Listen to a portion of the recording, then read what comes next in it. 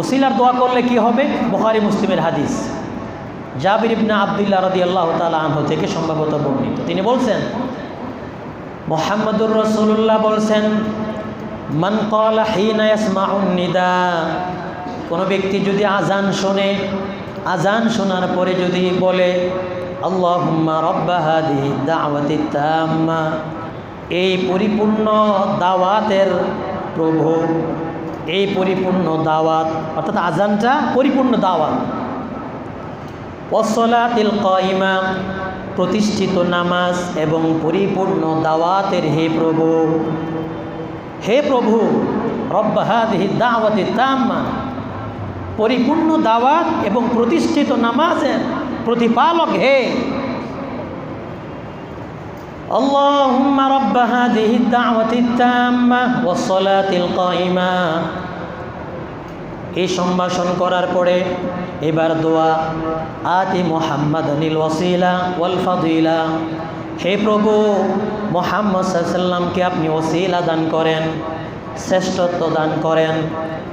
আতি মুহাম্মাদানিল ওয়াসিলাতা ওয়াল ফাদিলা ওয়াবআথহু মাকামান মাহমুদ, এবং আপনি তাকে আপনি মাকামে মাহমুদে পৌঁছায় দিয়েন, মাকামে মাহমুদ ব্যবস্থা করে দিয়েন, যে ওয়াদা আপনি তাকে দিয়েছেন।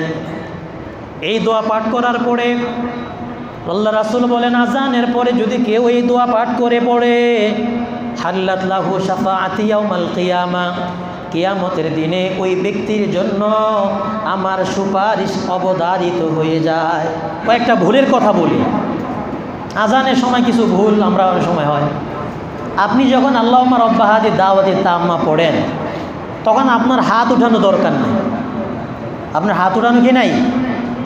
আপনি এটা মুখে বলা দোয়া, বাস মুখে বলেন, সব দোয়ায় হাত উঠানো লাগে না। এবং এই দোয়াটার সময় কিছু ভুল আছে আমাদের সমাজে, আমরা অনেক সময় এগুলো বলি, না বলাই ভালো, এই ভুলগুলো থেকে দূরে থাকা। আল্লাহুম্মা রাব্বা হাযিহি দাওয়াতি তাম্মা, এরপরে সালাতিল কায়িমা, এরপরে কি যেন বলে, আতি মুহাম্মাদানিল ওয়াসিলা ওয়াল ফাদিলা, এরপরে আমরা অদ্দারাজাতার রফিয়া, এই অংশটাও অনেকে বলে।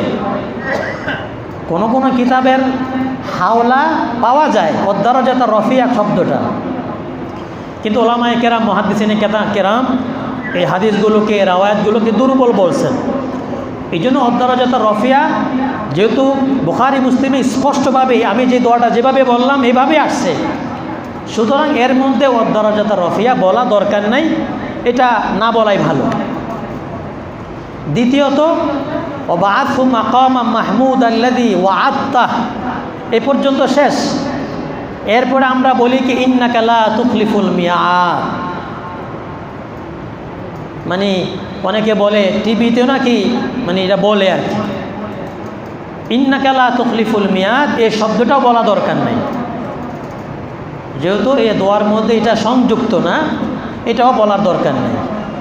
এইভাবে আরও কিছু মানে শব্দ, বাক্য শুরু মাঝে সংযোজন অনেকে করে থাকে বা বলে থাকেন, এটা না করলে ভালো।